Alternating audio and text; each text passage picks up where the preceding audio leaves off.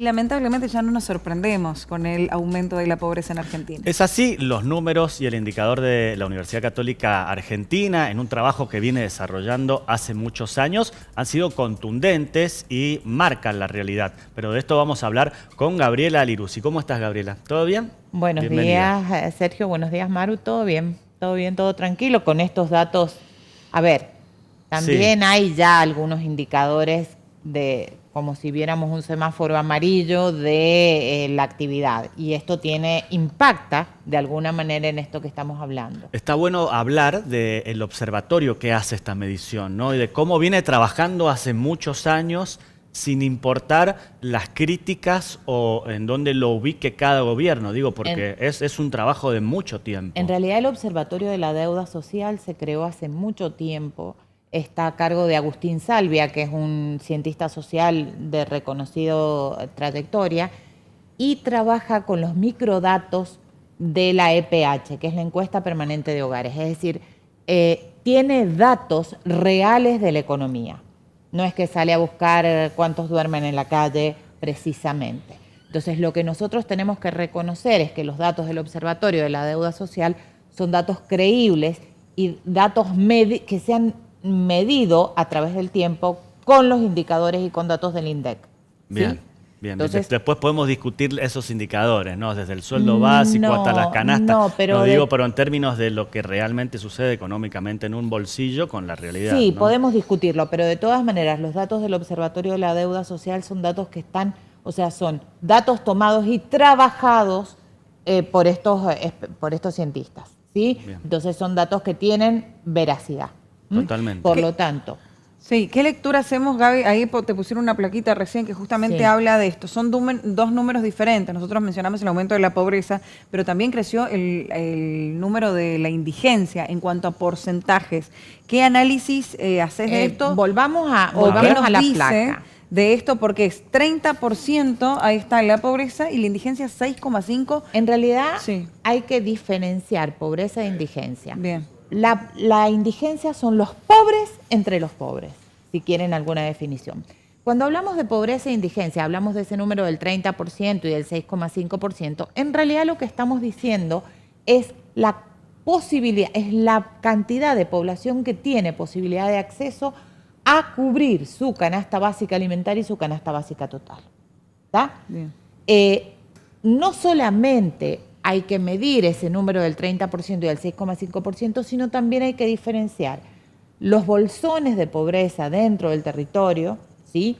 Que sobre todo han crecido en la parte de Concordia, Misiones, es decir, todo el NEA con parte del centro, Resistencia, parte del norte de Santa Fe, es decir, la parte pobre de la provincia de Santa Fe, han aumentado estos índices de pobreza y también los índices de indigencia. Y sobre todo lo que más afecta este 30% y este 6,5% es en la franja etaria de niños entre 5 y 12 años. ¿Sí? Esta imposibilidad de las familias de cubrir las canastas básicas, tanto alimentaria como total, hacen que los niños no tengan acceso a cubrir sus necesidades básicas. Y cuando hablo de necesidades básicas, hablo de alimentación, ¿sí? Nada más ni nada menos. Y esto tiene que ver con algunas cuestiones que nosotros venimos denunciando o venimos hablando en el programa hace tiempo. Bien, ¿cuáles son esos factores que llevan a este crecimiento en los números de la pobreza? Digo, entendiendo que desde la visión del gobierno, por ejemplo, la inflación está controlada y que supuestamente se viene una situación en alza para el país. Nosotros hemos hablado muchas veces que la inflación la medimos por agregado macroeconómico. Entonces, cuando nosotros hablamos, ahí en la placa hay dos datos que son importantes. La pérdida de ingresos, que es el deterioro del salario, que tiene que ver con el deterioro del salario real, el aumento de tarifas, el aumento de la precariedad laboral.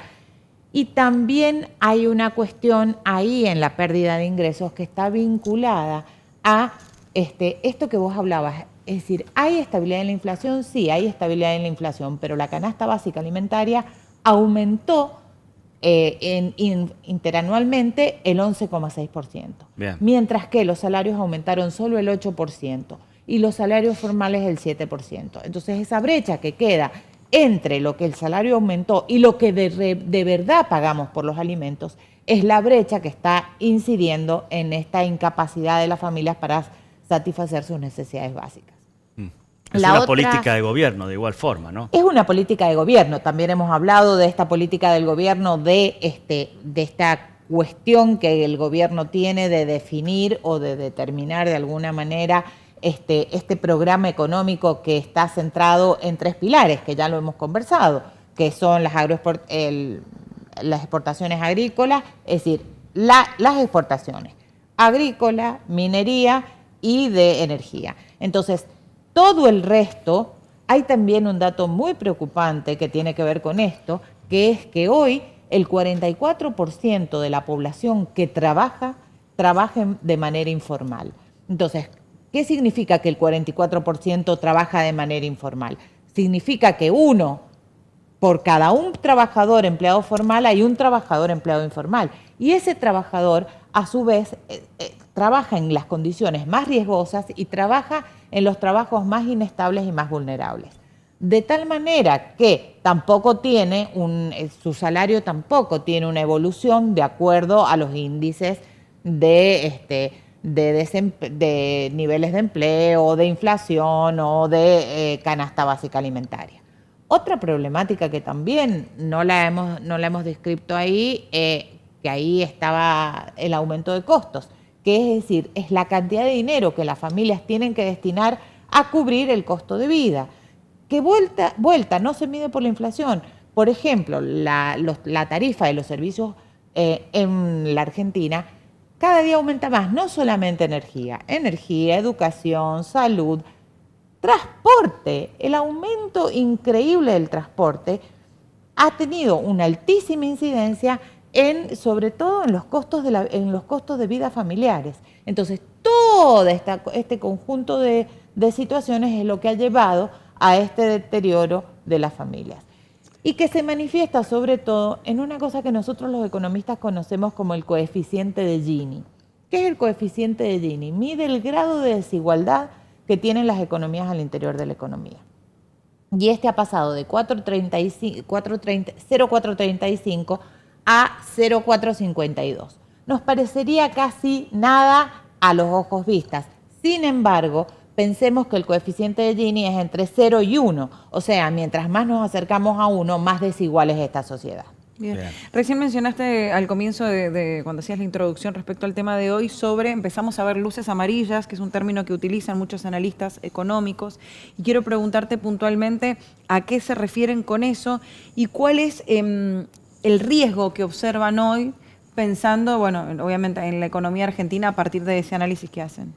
En realidad hay 3 situaciones que son riesgosas. La primera es la situación fiscal, que tiene más que ver no con los recortes, ya hay casi imposibilidad de seguir recortando y el problema es que los ingresos fiscales, porque nosotros sabemos que para que haya equilibrio fiscal tiene que haber recorte del gasto, pero también tiene que haber ingreso. Y el ingreso está vinculado a la carga impositiva. Y la carga impositiva está vinculada con la actividad económica. Es decir, mientras más cae la actividad económica, menos ingresos fiscales tiene de parte de ese sector de la economía.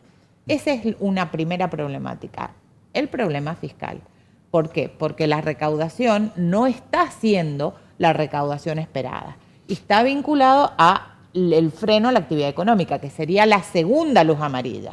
Es decir, la actividad económica está absolutamente retrasada, ha caído las actividades, sobre todo la industria, está muy parada. Si nosotros midiéramos en términos de industria textil, por ejemplo, todo el sector pyme, hay un cierre masivo de pymes mensualmente, que eso hace también a la pérdida de empleo.